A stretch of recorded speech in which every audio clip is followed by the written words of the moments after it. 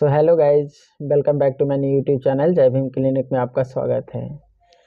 आज मैं चलिए बात करता हूँ Dialex DC plus dry cough syrup के बारे में, जो कि 100 ml में आता है और डॉक्टर रेड्डिश कंपनी द्वारा बनाई गई है, जिसकी कंपोजिशन है डेक्सोमेथर्पन हाइड्रोब्रोमाइड आईपी 10 mg में, क्लोरोफेनिकर मेल्टेड आईपी जो है 4 mg, जो कि इसकी जो MRP है 130 रुपीज़ है, जो कि आसानी से हर किसी मेडिकल स्टोर पे उपलब्ध हो जाता है। और इसका जो रिजल्ट है, जो कफ जम गया है, छाती में बलगम जमा हुआ है, गले में खराश है, नाक से पानी बह रहा है, वो सारे सिचुएशन में ये जो मेडिसिन है बहुत अच्छा रिजल्ट देता है। और ऐसे ही मेरे नए नए वीडियो देखने के लिए चैनल को सब्सक्राइब करें, लाइक करें, बेल आइकन घंटी को दबाएं। ऐसे मेरे नए नए वीडियो आगे भी देखें। जय भीम, नमो बुद्धाय।